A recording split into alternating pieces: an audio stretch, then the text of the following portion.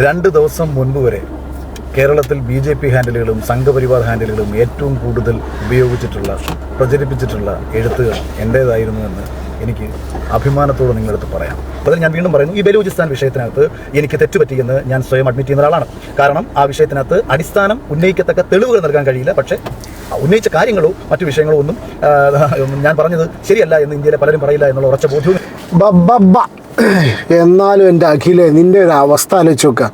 സംസാരം കൊണ്ട്, വാക്കുകളെ കൊണ്ട് ആരെയും അടിച്ചു വീഴ്ത്താം എന്ന് അഹങ്കരിച്ച് നടന്നിരുന്ന അഖിൽ മാരാരുടെ ഏറ്റവും ലേറ്റസ്റ്റ് ആയിട്ടുള്ളൊരു വീഡിയോയുടെ ചെറിയൊരു പോർഷനാണ് നിങ്ങൾ ഫസ്റ്റ് കണ്ടിട്ടുള്ളത്. 2 ദിവസമായിട്ട് അഖിൽ മാരായ ഡിസ്കഷനിലാണ്, ടോപ്പിക്കിലാണ്. എനിക്ക് ഒരുപാട് മെസ്സേജസ് വന്നു. റിയാസ് സലീമിനെതിരെ പറഞ്ഞ് ഞാൻ എന്തുകൊണ്ട് അഖിൽ മാരാരുടെ കേസ് എടുത്തില്ല എന്ന്.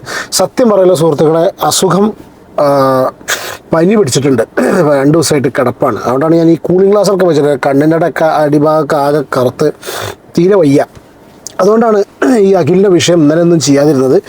ഇന്ന് ചെറുതായിട്ട് തല പൊന്തിയ സമയത്താണ് മെസ്സേജസ് നോക്കിയത്. കണ്ടപ്പോഴാണ് ഒരുപാട് മെസ്സേജ് എനിക്ക് പേഴ്സണൽ ഇൻബോക്സിലും ഇൻസ്റ്റയിലും ഒക്കെ വന്നിട്ടുണ്ട്. കാരണം വെച്ചാൽ അഖിലിനെ ഒരുപാട് സപ്പോർട്ട് ചെയ്തൊരു വ്യക്തിയാണ് ഞാൻ.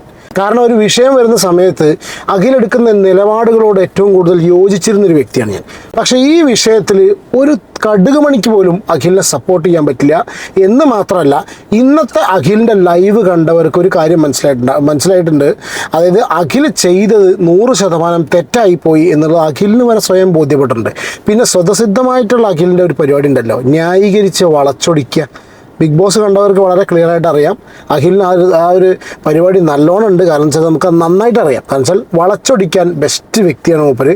കാരണം സംസാരിച്ച് കൊണ്ടുവരുന്ന സമയത്ത് അവസാനം കേൾക്കുന്നതിന് തോന്നിപ്പോവും, ഷടാ ഇത് സാധാരണ വിഷയത്തെക്കുറിച്ച് അത്രയധികം അറിയാത്ത ആൾക്കാർക്ക് തോന്നിപ്പോവും, അയ്യടാ അത് ശരിയാണല്ലോ അപ്പം പറഞ്ഞ് തോന്നിപ്പോവും. പക്ഷേ ഈ കേസിൽ അതും മാരാരുടെ കയ്യിൽ നിന്ന് പോയി. കാരണം അടലപടല മൂഞ്ചിയ അവസ്ഥയിലാണ് മാരാരിരിക്കുന്നത്.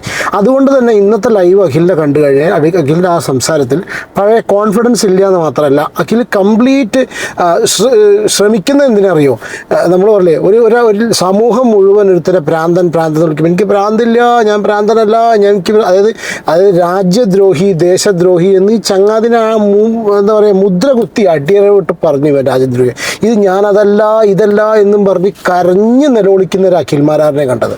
പണ്ടൊക്കെ പ്രസംഗങ്ങൾ നടക്കുക കവല പ്രസംഗം എന്ന് പറയില്ല, കവലയിലാണ്. പക്ഷേ ഇന്നിപ്പോൾ എന്താ വെച്ചാൽ സത്യം പറഞ്ഞാൽ അഖിലിൻ്റെ കവല പ്രസംഗം ഇന്ന് കാറിൽ വെച്ചിട്ട് അഖിൽ അരങ്ങേറി.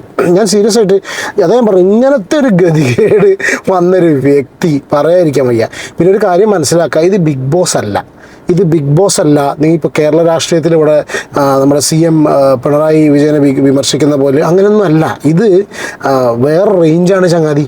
ഇത് മനസ്സിലാക്കണം. നിൻ്റെ ഈ പറഞ്ഞ നീണ്ടിട്ടുള്ള ന്യായീകരണവും സംസാരമൊന്നും കേട്ട് നിൽക്കാൻ ആൾക്കാർക്ക് ക്ഷമ ഉണ്ടായിരിക്കില്ല. നീ പറഞ്ഞ ചെറിയ കാര്യങ്ങളിലൊക്കെ ലോക്കൽ പ്രാദേശികമായിട്ടുള്ള കാര്യങ്ങളിലൊക്കെ സംസാരിക്കുന്ന സമയത്ത് അപ്പം നീ ആ കാര്യങ്ങളൊക്കെ ഹൈ റേഞ്ചിൽ ഒന്ന് സമീപിക്കുമ്പോൾ അത് കേൾക്കുന്ന ഓഡിയൻസിന് ഒരു പക്ഷേ ചിലപ്പോൾ നിനക്ക് ശരിയാണ് അഖിൽ പറഞ്ഞതൊക്കെ തോന്നിപ്പോവാം. പക്ഷെ ഇത് നാഷണൽ ലെവലിൽ വരുന്ന വളരെ സീരിയസ് ആയിട്ടുള്ളൊരു വിഷയമാണ്. അതിൽ നിൻ്റെ ഈ പരിപാടി പോരാ അഖിലെ, നീ അത് മനസ്സിലാക്കുക. അത് മനസ്സിലാക്കിയാൽ അഖിൽ മാരാർക്ക് നന്ന്. പിന്നെ ഇപ്പോൾ ഇതിൽ സത്യം പറഞ്ഞാൽ രക്ഷപ്പെട്ട് റിയാസാണ് കേട്ടോ. റിയാസ് സലീമാണ് രക്ഷപ്പെട്ട്. മറ്റേ നാടോടിക്കാറ്റ് സിനിമയിൽ പറഞ്ഞേ, ദാസ നീ ആ കാറ്റ് കുത്തിവിട്ട് നന്നായി, ഇല്ലെങ്കിൽ ഈ കേസിൽ ഞാൻ ഒറ്റയ്ക്കായാല് എന്ന് പറഞ്ഞിട്ടുള്ള അവസ്ഥയാണ് റിയാസിൻ്റെ ഡയലോഗ്. ഇങ്ങനെയൊക്കെ സംഭവിക്കുന്നു ഞാൻ വിചാരിച്ചു. മുന്നും പിന്നും നോക്കാതെ ചാടി പുറപ്പെട്ട ഇങ്ങനെ ഇരിക്കും. എന്റെ കഷ്ടകാലത്തിലാണ് ഞാൻ ആ വീലിന്റെ കാറ്റ് അഴിച്ചു വിട്ടത്. നീ അപ്പൊ അങ്ങനെ ചെയ്തത് നന്നായി. ഇല്ലെങ്കിൽ ഈ കേസിൽ ഞാൻ ഒറ്റപ്പെട്ടു പോയനെ. കാരണം സത്യം പറഞ്ഞാൽ റിയാസ് സലീം ഇതിൽ രക്ഷപ്പെട്ടു.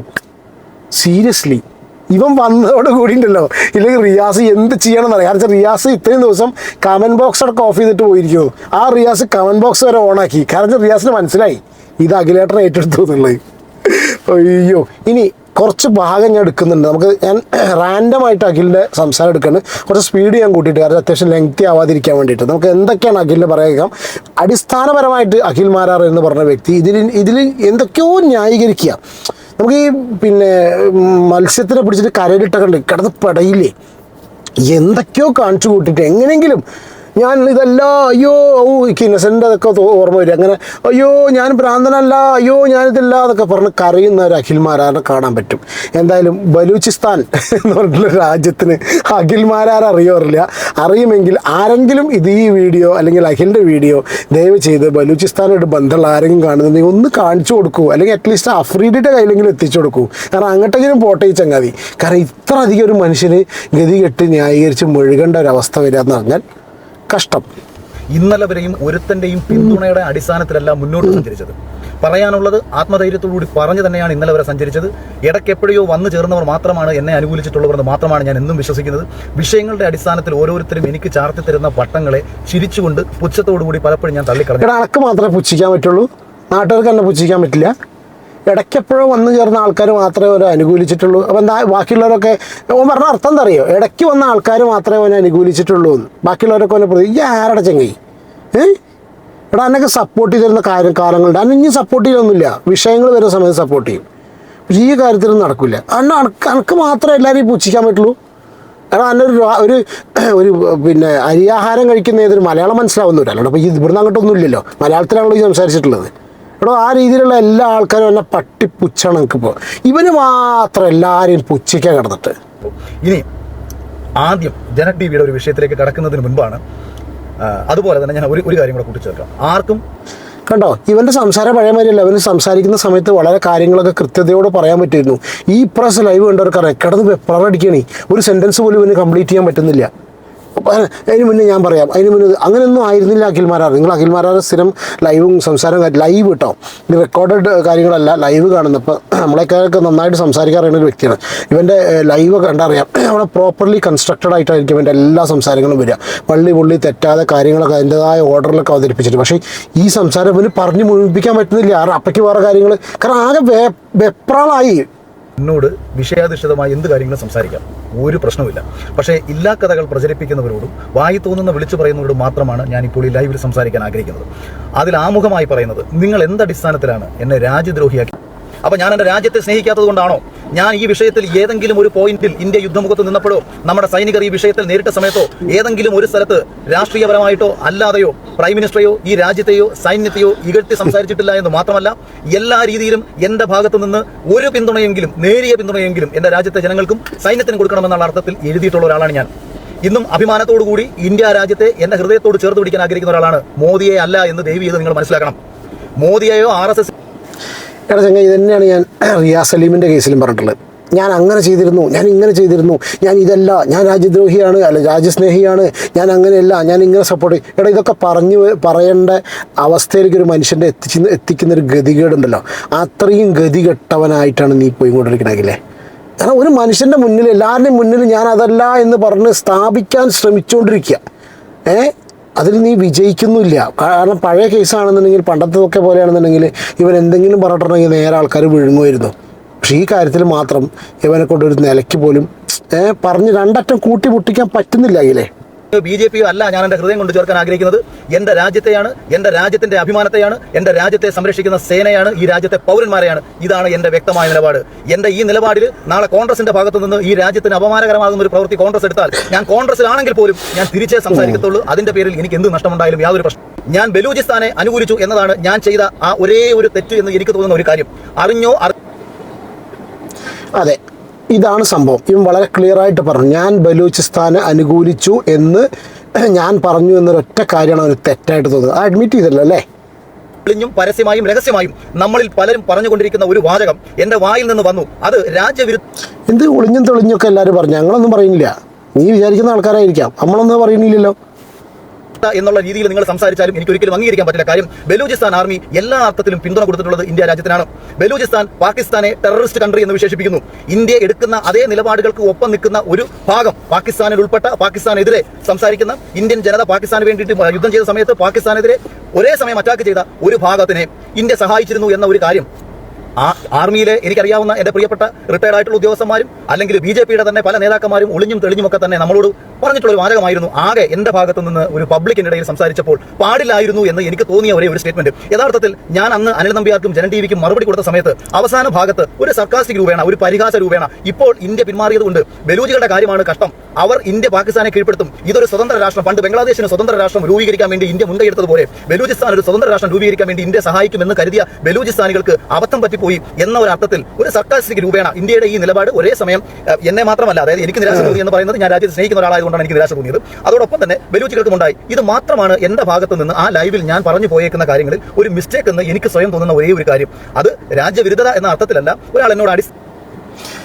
മോനെ അഖിലേ, ഇതാണ് ഞാൻ വീഡിയോ കൊണ്ട് ഈ ഒരൊറ്റ വീഡിയോ കൊണ്ട് പറയാൻ ഉദ്ദേശിച്ച കാര്യത്രേ ഉള്ളൂ. വളച്ചൊടിക്കൽ, അതായത് ഇവൻ പറയുന്നത് ഞാൻ സർക്കാസ്റ്റിക് ആയിട്ട് പറഞ്ഞു. നിങ്ങൾക്ക് ബിഗ് ബോസ് കണ്ടവർക്ക് മാത്രം കണക്ട് ചെയ്യാൻ പറ്റുന്ന ഒരു സംഭവമുണ്ട്. ഞാനൊക്കെ അന്ന് അഖിലിനെ ഒരുപാട് സപ്പോർട്ട് ചെയ്തതാണ്. അതായത് മധു എന്ന് പറഞ്ഞ വ്യക്തി അല്ലേ, കേരളത്തിൻ്റെ തന്നെ അത്രയൊരു നമ്പരെന്ന് പറയാം. മധു അരി കട്ടു, നിന്നെ മധുവിനെ പോലെ പിന്നെ തല്ലിക്കൊല്ലും എന്ന് പറഞ്ഞ സാധനം ഇവൻ അതിൻ്റെ ഉള്ളിൽ കിടന്നിട്ട് വളച്ചൊടിച്ച് സംസാരിച്ചു. ഓർമ്മയുണ്ടോ? അത് ഞാൻ സർക്കാസ്റ്റിക്കായിട്ട് പറഞ്ഞതാണ്, ഞാൻ തല്ലിക്കൊന്നവരെയാണ് പറഞ്ഞത്. ഇതേ സാധനത്തിൻ്റെ വേറൊരു പതിപ്പാണ് ഇപ്പോൾ ഇവൻ അവതരിപ്പിച്ചിട്ടുള്ളത്. അതായത് ബലൂചിസ്ഥാൻ്റെ കാര്യം പറഞ്ഞത് ഞാൻ സർക്കാസ്റ്റിക്കായിട്ട് പറഞ്ഞതാണ് എന്നുള്ള രീതിയിൽ വളച്ചൊടിച്ചാലൊന്നും കാര്യങ്ങൾ നടക്കാൻ പോകുന്നില്ല. കാരണം അഖിൽ മാരാരെ, ഇത് ബിഗ് ബോസ് അല്ല, ബിഗ് ബോസിൻ്റെ പുറത്തേക്ക് കിടന്നു, നിൻ്റെ റേഞ്ചിൽ നിന്ന് വിട്ടു, നിൻ്റെ റേഞ്ചിൽ നടക്കുന്ന കാര്യമല്ല. അപ്പോൾ അവനവൻ്റെ റേഞ്ച് പിടിക്കുകയാണ് നല്ലത്. ദേശത്തിൻ്റെ കാര്യം, രാജ്യത്തിൻ്റെ കാര്യം, ഇനി കുറേ ലൈവ് ഉണ്ട്, ഞാൻ മുഴുവനൊന്നും പ്ലേ ചെയ്യുന്നില്ല, കണ്ടവർക്കറിയാം. രാജ്യത്തിൻ്റെ കാര്യം, രാജ്യസുരക്ഷയൊക്കെ അവിടെ നോക്കാൻ കെൽപ്പുള്ള ആൾക്കാർ അവിടെ മുകളിൽ ഇരിക്കുന്നുണ്ട് അല്ലേ, ആർമി ചീഫും എല്ലാവരും രാജ്യത്തിന് ഒക്കെ അതിൻ്റെതായ വഴിക്ക് നടന്നോളും. സാർ അതൊന്നും മെനക്കെടേണ്ട കാര്യമായിട്ട്. കാരണം സംസാരിക്കാൻ നല്ലോണം അറിയാം എന്നുള്ളൊരു അഹങ്കാരമാണ് അഖിൽമാരാർക്കുള്ളത്. ആ അഹങ്കാരത്തിന് വല്ല കുറവും വന്നൊന്നും എനിക്ക് തോന്നുന്നില്ല. സംഗതി ഇത്രയേ ഉള്ളൂ, നമുക്ക് സംസാരിക്കാൻ അറിയാം, നല്ല കാര്യം തന്നെയാണ്. പക്ഷേ നമ്മൾ എവിടെ കൊണ്ട് നിർത്തണം, എന്ത് സംസാരിക്കണം എന്നല്ല, സംസാരിച്ചിട്ട് നമ്മൾ എപ്പോഴാണ് ഇതിന് ഫുൾ സ്റ്റോപ്പ് ഇടേണ്ടതെന്നുള്ള കാര്യം നമ്മൾ പഠിക്കണം. ഞാൻ പണ്ട് മുതലേ വീഡിയോസ് ചെയ്യുന്ന സമയത്ത് നമ്മളാരിപ്പോൾ വരുന്ന ഉപദേശിക്കാൻ ആളായിട്ടില്ല പറയുന്നത്, പക്ഷെ എന്നാലും ഒരു അഭിപ്രായം എന്നുള്ള കണ്ടീഷനിൽ പറയുക, ഇവന് നന്നായി സംസാരിക്കാൻ അറിയാം. പക്ഷെ ഒറ്റ കുഴപ്പത്രേ ഉള്ളൂ, എവിടെയാണ് ഇത് സ്റ്റോപ്പ് ചെയ്യേണ്ടത് എന്നുള്ള കാര്യം അഖിൽമാരാർക്ക് അറിയില്ല. That's very important. നമ്മൾ എവിടെ നിർത്തണം സംസാരം, ആ ഒരു വരയ്ക്കുന്ന ലൈൻ ഉണ്ടല്ലോ, ആ ലൈൻ ക്രോസ് ചെയ്ത് സംസാരിക്കരുത്. പിന്നെ രാജ്യം മറ്റേ നാഷണൽ ലെവലിലുള്ള സംഭവമൊക്കെ സംസാരിക്കാനുള്ള ആ ഒരു റേഞ്ചൊന്നും അഖിൽമാരാർക്ക് ഇല്ല എന്നാണ് എനിക്ക് മനസ്സിലായിട്ടുള്ളത്. കാരണം വെച്ചാൽ പലപ്പോഴായിട്ട് അഖിൽ സംസാരിക്കുന്ന ബേസിക് കാര്യങ്ങൾ വളച്ചൊടിക്കലാണ്. ഓക്കെ, തൽക്കാലം നിങ്ങളൊരു കാര്യം ചെയ്യൂ, റിയാസ് സലീമിനും കൂടി തോളിൽ കൈയിട്ട് രണ്ടാളും കൂടി നടക്കൂ, അതേ മാർഗ്ഗമുള്ളൂ. കാരണം ഇപ്പോൾ കയ്യിൽ നിന്ന് പോയിട്ടുണ്ട്, മനസ്സിലാക്കുക, കയ്യിൽ നിന്ന് പോയിട്ടുണ്ടെന്നുള്ള മനസ്സിലാക്കാൻ ഇനി ദയവ് ചെയ്ത് ലൈവും കാര്യങ്ങളും കൊണ്ട് വരാതിരിക്കുക. കാരണം വെച്ചാൽ നിങ്ങളുടെ ലൈവ്, എനിക്ക് തോന്നുന്നില്ല ഇവരെ ലൈവ് മുഴുവനും ആൾക്കാർ കാണുന്നുണ്ടെന്ന്. കാരണം അതിൻ്റെ ഇടയിൽ കമൻസ് മൊത്തം ഇതിനാണ് പോട്ടെ, അത് ചിലപ്പോൾ ഇനി പോകുമ്പോൾ പറയുമായിരിക്കാം സംഘികളാണ് ഇവരാണെന്നൊക്കെ പറയുമായിരിക്കാം. പക്ഷേ ഒരുവിധം ആൾക്കാർക്കല്ല. അപ്പോൾ അവനെക്കുറിച്ച് ചെയ്യുന്ന വീഡിയോസ് ആണെന്നുണ്ടെങ്കിലും എന്തിൻ്റെ അടിയിലാണെങ്കിലും സോഷ്യൽ മീഡിയയിൽ അഖിൽമാരാർ റിലേറ്റഡ് ആയിട്ട് ഏതൊരു പോസ്റ്റ് വന്നാലും സപ്പോർട്ട്, ഗാലറി മൊത്തം അഖിൽമാരാർക്ക് എതിരാണ് എന്ന് മനസ്സിലാക്കി തൽക്കാലം വായടച്ച് മുണ്ടാതിരിക്കുക. അതിനുള്ളൊരു വിവേകം മാത്രം ദയവ് ചെയ്ത് അഖിൽമാരാർ കാണിച്ചാൽ നന്ന്. എന്താണ് നിങ്ങളുടെ അഭിപ്രായം കമൻറ്റ് ചെയ്യുക. അസുഖം പ്രശ്നമുണ്ട്, വയ്യെന്ന്, അതുകൊണ്ടാണ് കുറച്ചും കൂടി കാര്യങ്ങൾ പറയേണ്ടതെന്ന്, പക്ഷേ പറയാനുള്ള കാര്യങ്ങൾ പറ്റുന്നില്ല. ഹെൽത്ത് ഓക്കെ അതിന് ശേഷം ഡീറ്റെയിൽ ആയിട്ട് വീഡിയോ നമ്മളൊന്ന് ചെയ്യും. Okay, take care and God bless.